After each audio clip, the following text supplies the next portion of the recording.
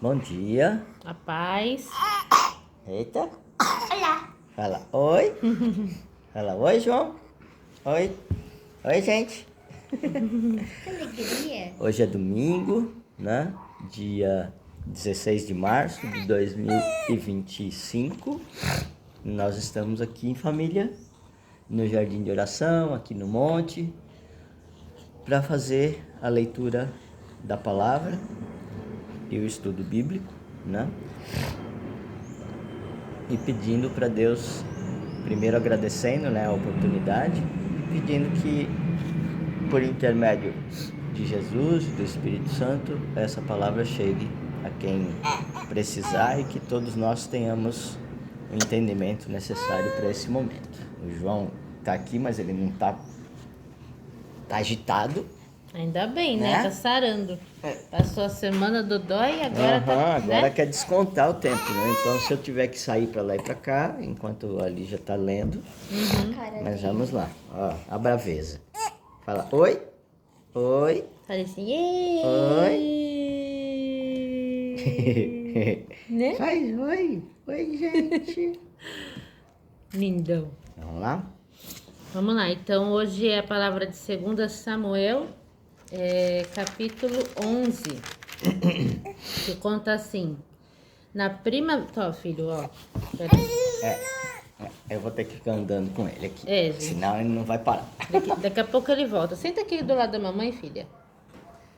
Filma aqui. Então, na primavera do ano seguinte, na época em que os reis se preparavam para as guerras, Davi enviou Joabe e o exército israelita para destruir os amonitas e cercar a cidade de Rabá. Mas Davi ficou em Jerusalém. Uma tarde, então quer dizer, né? Davi estava se sentindo tão vitorioso e entrou numa zona de conforto que de repente ele achou que ele não devia mais ir na batalha. E é aí que o inimigo pega a gente, sabe? A gente tem que prestar bastante atenção aqui nessa palavra. Uma tarde aconteceu que Davi se deitou para descansar, mas não conseguiu dormir. Então ele se levantou e foi para o terraço do Palácio Real e começou a prestar atenção em uma mulher muito bonita que tomava o seu banho.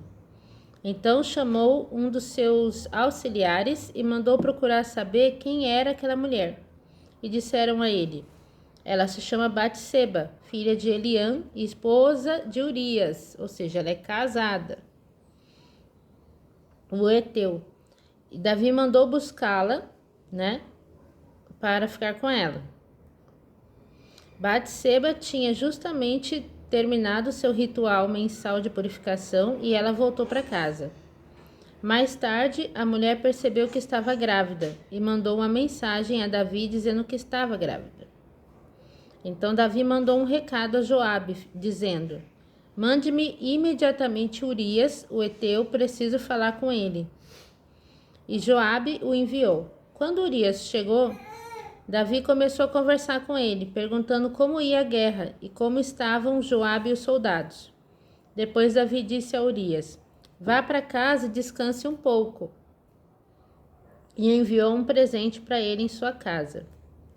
Como quem diz, vai lá, porque daí era a oportunidade dele não ficar na guerra, dar atenção para a mulher dele e aquele filho que ela estava esperando, ele achar que era dele, não de Davi, né?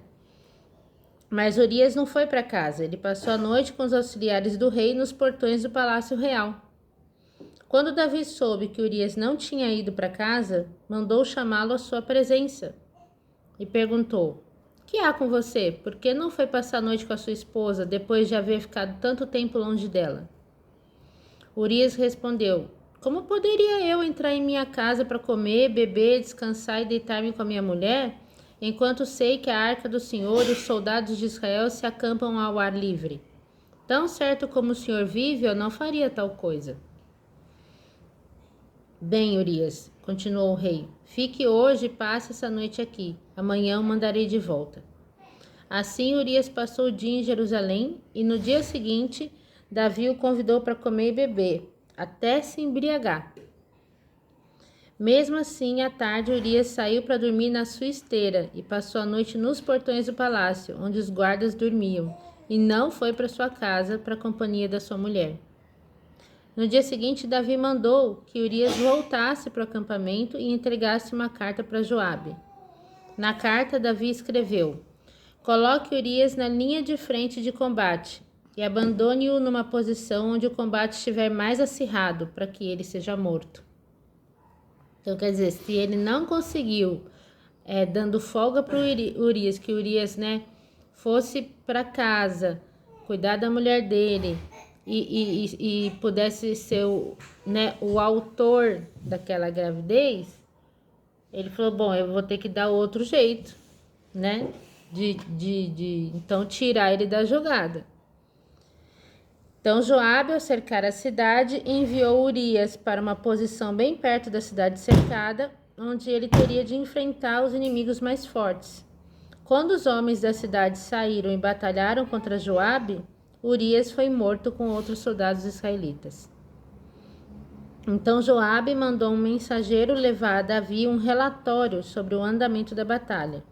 Ele deu a seguinte ordem ao mensageiro: depois de contar ao rei tudo sobre a batalha e ele ficar indignado e perguntar por que os soldados cercaram a cidade e ficaram tão perto dos muros, não viram que eles podiam atirar flechas no alto do muro? Vocês não ouviram dizer que em Tebes o próprio Abimeleque, filho de Jerubezete, foi morto por uma pedra de moinho atirada dos muros por uma mulher e que foi um erro tomarmos essa posição? Então você dirá, Urias, o Eteu também foi morto nessa batalha. O mensageiro chegou, pois, a Jerusalém e apresentou o relatório de Joabe a Davi.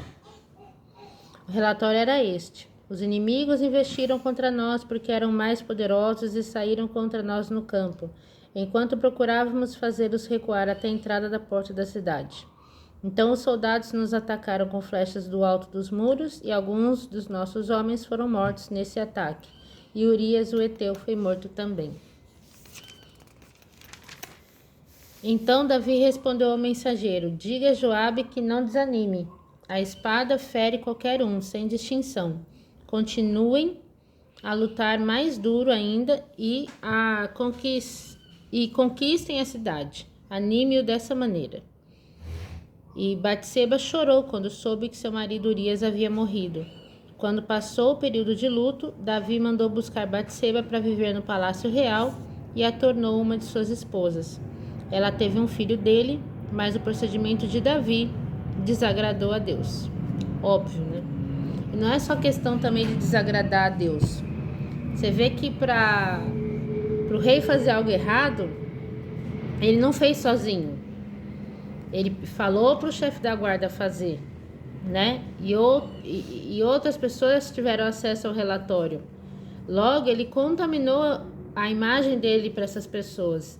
E a imagem não é só dele. Um rei que carrega uma unção, ele está representando Deus. Então, todas aquelas atitudes justas de Davi até então, numa situação como essa, vão tudo por água abaixo, Porque as pessoas vão questionar, caramba, olha o que Davi fez, Porque engravidou a mulher do cara. Aí tem o capítulo 12. Então o Senhor enviou o profeta Natã para contar essa história a Davi. 2 homens moravam em certa cidade, um deles era um homem rico e o outro pobre. O rico era dono de rebanhos de ovelhas e gado. O pobre, porém, possuía somente uma ovelha que ele comprou quando era bem pequena e a criou com muito amor. Essa ovelha era o animalzinho de estimação de seus filhos. Comia com ele no mesmo prato, bebia com ele no mesmo copo. Era tratada com tanto carinho pelo seu dono que até dormia em seus braços, como se fosse uma de suas filhinhas. Certo dia chegou um viajante à casa do homem rico. Este, querendo preparar uma boa refeição para o seu visitante, resolveu matar uma ovelha, mas não quis matar nenhum animal de seus rebanhos. Ao contrário, tomou a ovelha do homem pobre, matou-a e preparou com ela o banquete para o seu visitante. E o Davi ficou furioso ao ouvir essa história e disse: eu juro pelo nome do Senhor que o homem que fez isso deve ser morto. E por haver roubado a ovelha e por ter mostrado um coração duro e insensível, deve restituir 4 ovelhas ao homem pobre. Então Natã disse a Davi: mas você é o homem rico da história. O que ele fez com o cara? Entendeu? Era uma ovelhinha de Deus.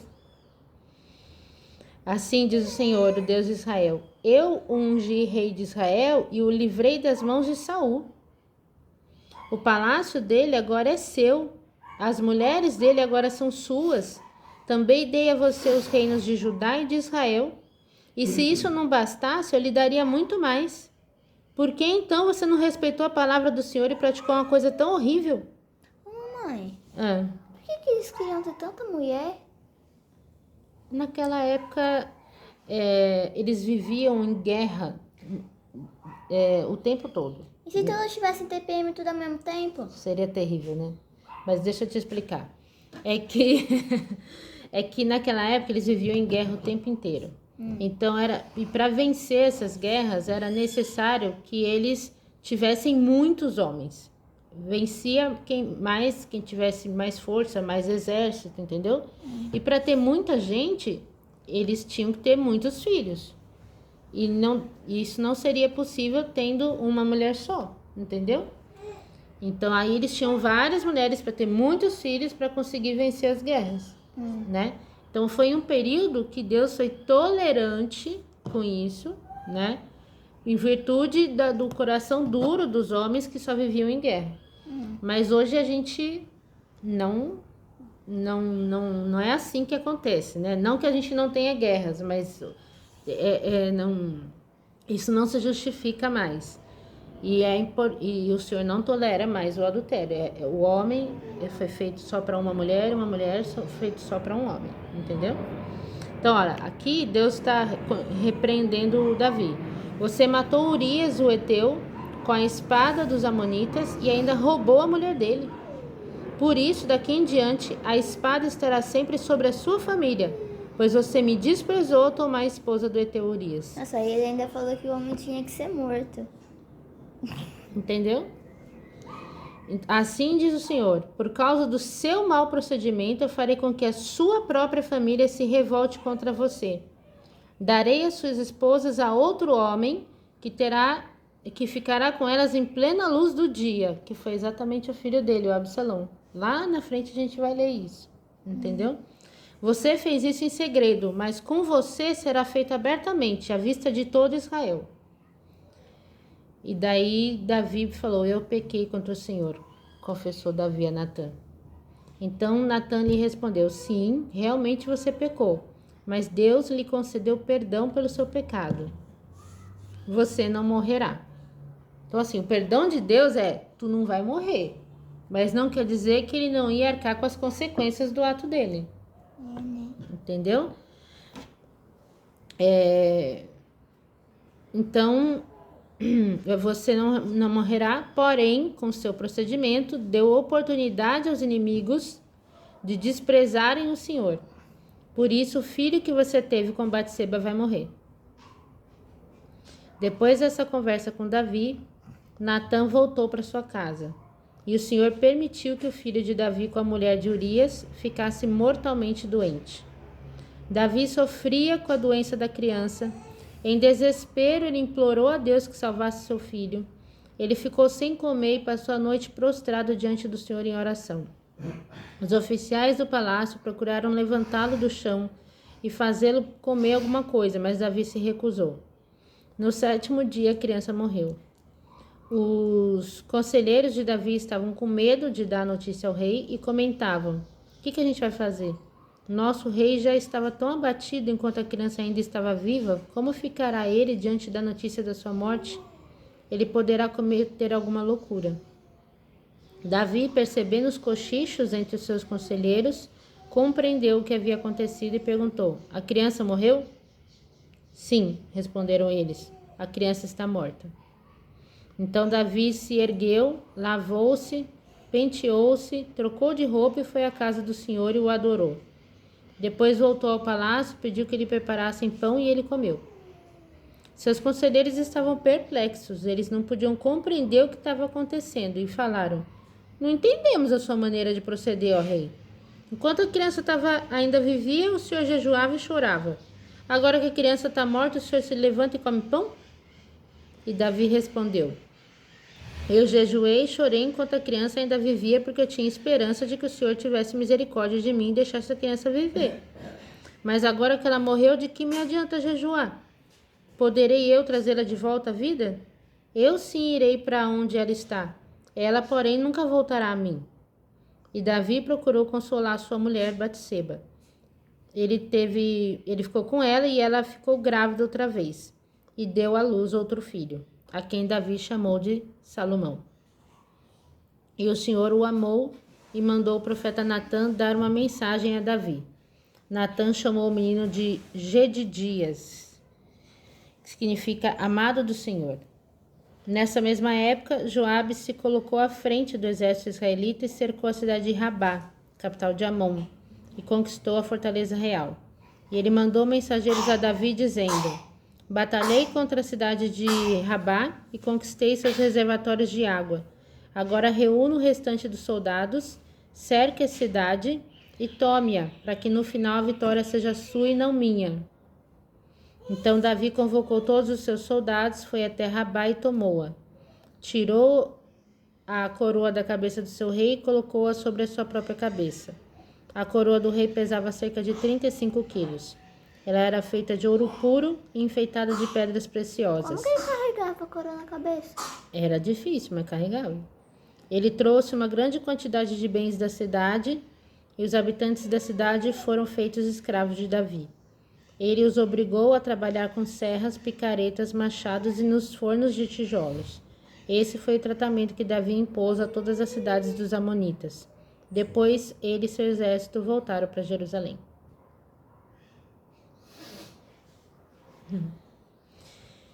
Então, aqui Davi esse foi o ponto alto, né, da história de Davi, que assim demonstra, né, o quanto ele, em primeiro lugar, não era perfeito, né? Pecou como qualquer outro ser humano e que não pecou como quem não tem nem a unção de Deus, né? E em virtude dele ter uma atitude ensinável, diferente de Saul, que não assumiu o erro, né? Ele assumiu e falou: Natã, eu pequei contra o Senhor, e logo de primeira não ficou, sabe, relutando. Ele se humilhou. Então o Senhor perdoou ele, ou seja, ele não morreu, mas não o livrou das consequências, né? Ele falou: olha, a sua casa vai se virar contra você, né? E a gente vai ver isso nos próximos capítulos. E de qualquer forma, depois o outro filho que ele teve com a Batseba, que é Salomão, né? E ele dá o reino e ser abençoado como foi. Bom, capítulo 11 e 12 conta exatamente a história do seu sucessor, né? Mas mais que isso, Peraí, que eu vou lá pegar. ele conta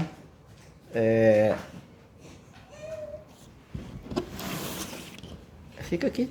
Eu já vou. Ele conta também sobre o conhecimento das leis escritas. Por quê? A Joana estava perguntando da dúvida que ela tinha, porque tinham tantas esposas naquela época. Presta atenção.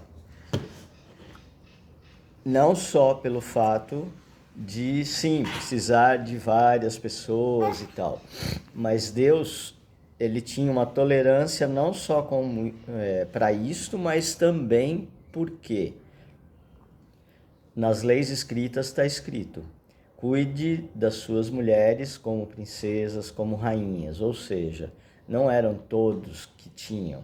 Tanto que Urias só tinha Batseba. Por quê?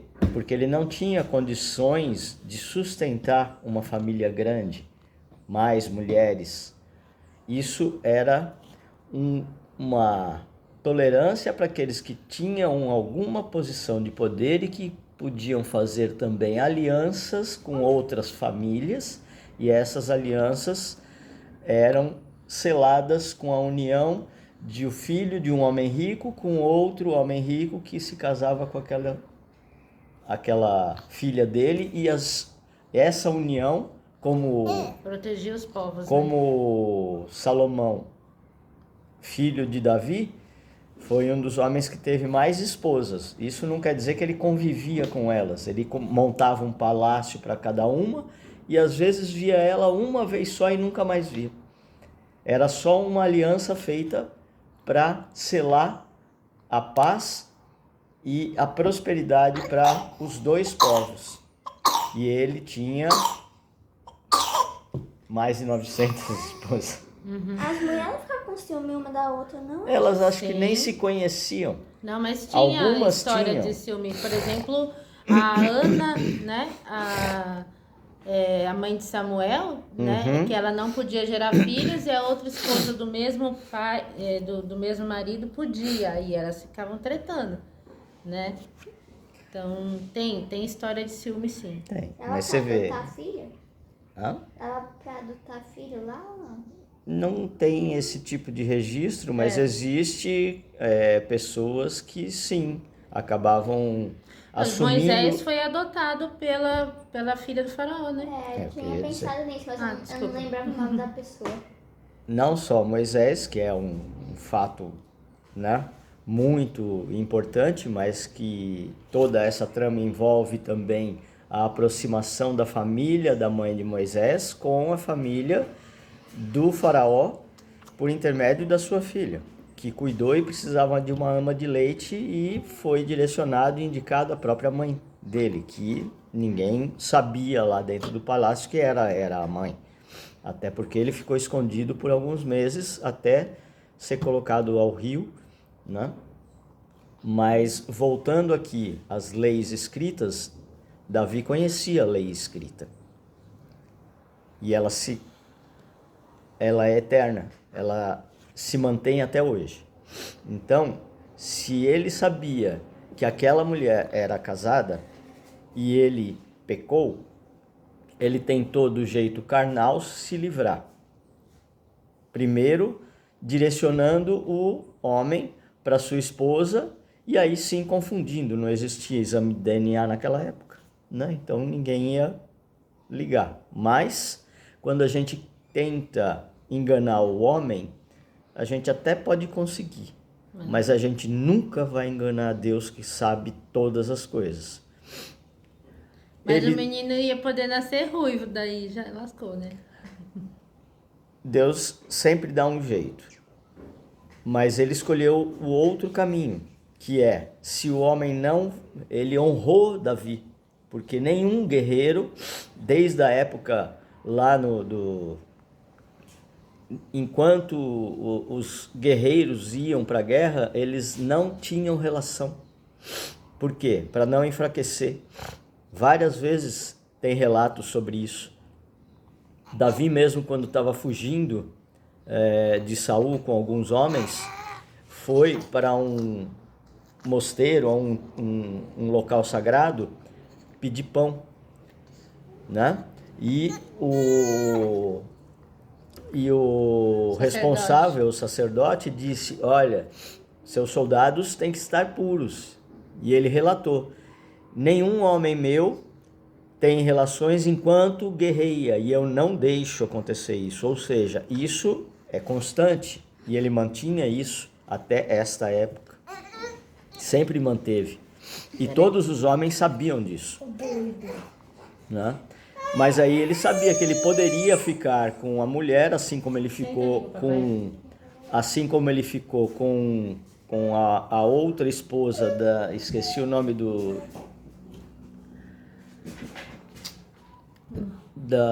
daquele homem rude, Abigail. Abigail, que era Nabal. esposa de Nabal, né? e que ele soube que Nabal tinha morrido e foi lá e restituiu, né? Ficou com a sua esposa para honrá-la, porque ela honrou ele quando foi necessário, né?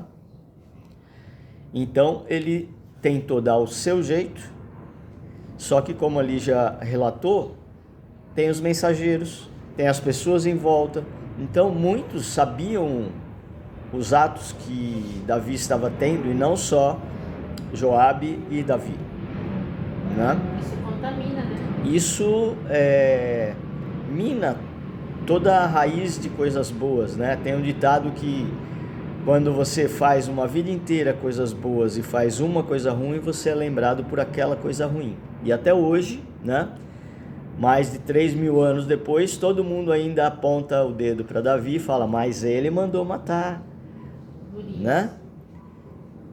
Só que todo mundo esquece de que ele era um guerreiro e sim, sofreu a consequência e Deus não tirou a consequência dele, porque ele tinha uma missão e a missão tinha que tê-lo como vivo e líder, porque aquela liderança iria proceder outras coisas que Deus precisava por intermédio daquele homem e daquele grupo, né? Mas ele disse para Davi, suas mãos estão sujas de sangue, você não vai construir o templo, mas seu filho vai. E ele disse, um dos seus filhos, Salomão ainda não tinha nascido, mas Deus já sabia o que ia acontecer. Então ele sabe tudo antes, né? E era coisa rara um homem na posição de Davi ter a humildade de assumir as coisas com prontidão como o Davi fez, Sim, né? por isso Por isso que o Senhor também não retirou a promessa de, olha, terão reis em Israel até o fim, né? Uhum. E Jesus veio da dinastia de Davi. Mas não da linhagem direta, porque ele teve vários filhos com várias esposas, né? Então, da sua linhagem que não era assim tão conhecida, né? Aqueles filhos que eventualmente eram dele, né? Mas que não ficavam juntos, né? Não veio direto de Salomão, por exemplo. Né? Veio de outra mãe, mas era filho dele e era reconhecido, né? Então, dentro disso, a gente pode pontuar conhecimento das leis escritas, ter o coração pronto para se humilhar, reconhecer, né? Assim como Deus falava, né? Ele tem um coração, Davi tem um coração segundo o coração de Deus, né? Por quê? Porque ele falava abertamente. Quando o filho faleceu e todo mundo achava que ele ia se prostrar pior e querer se matar e tudo mais, não. Ele falou, eu conheço Deus e eu não sou Deus. Eu não posso trazer o meu filho de volta, mas eu sim vou encontrar ele aonde ele está.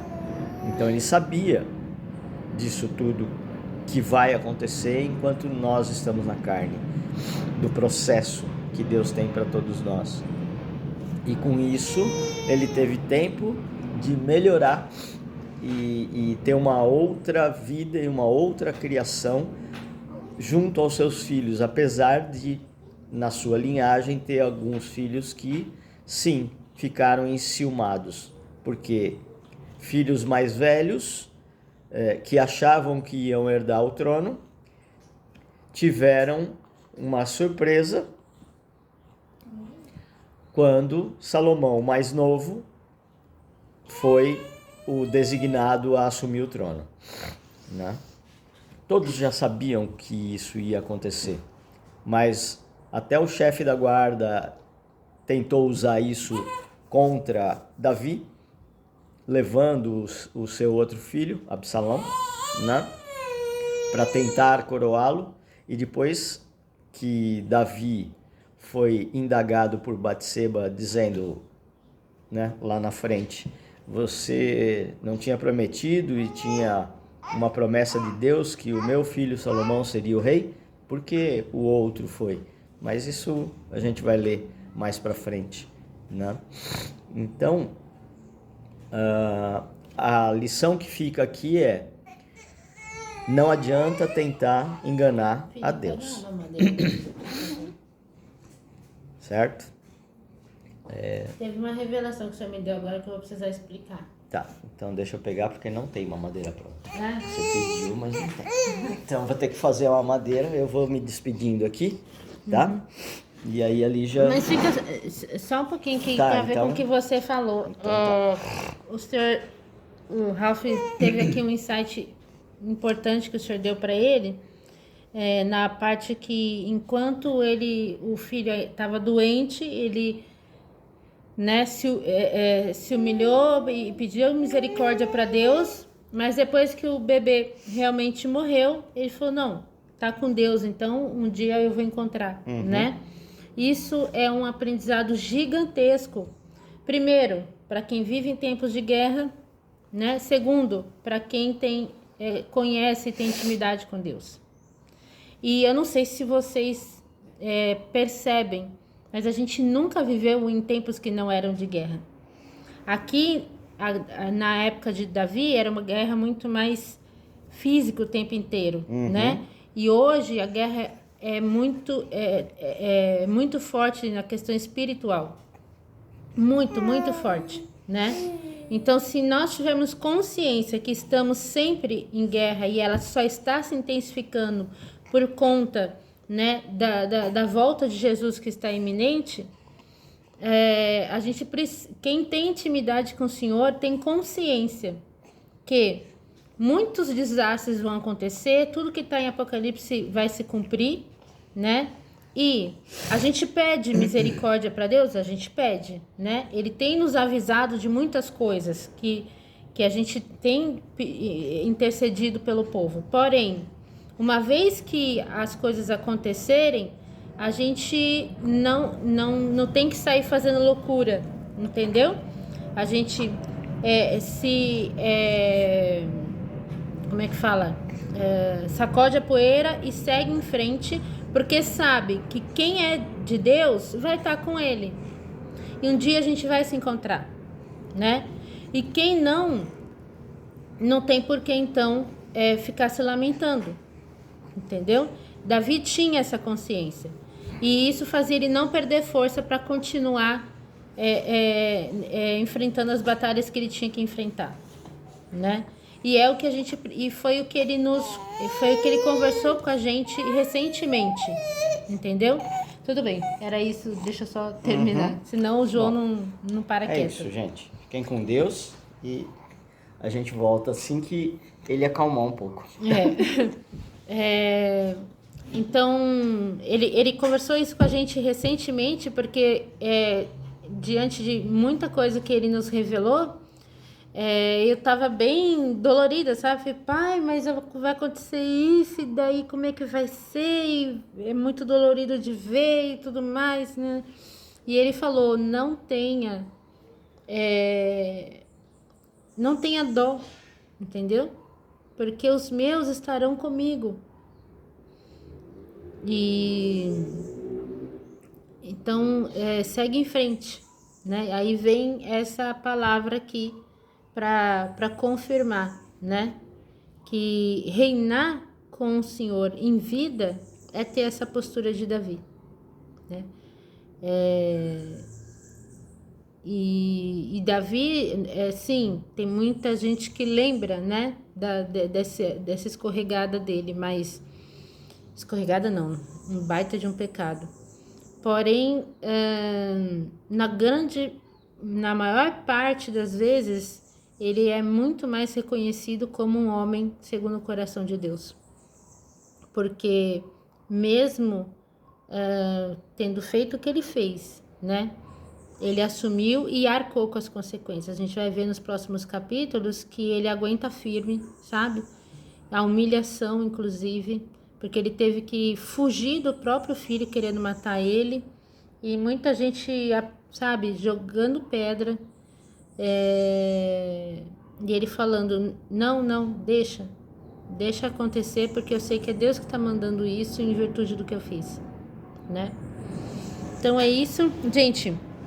Gravar a palavra com a criançada é essa aventura, né? Mas ao mesmo tempo é importante que eles ouçam, né? Algumas palavras aqui que eu usei não necessariamente era o que estava aqui na Bíblia, mas né? Porque ela só tem 12 anos, a gente explica muita coisa, mas tem algumas palavras que, né, criança ainda não precisa ter detalhes. E então a gente não pode furtar eles de conhecer, né, a palavra de Deus e ter intimidade com o Senhor, sabe? E fora que, assim, toda vez que a gente faz o vídeo com eles, nossa, parece que chega a mais pessoas, né?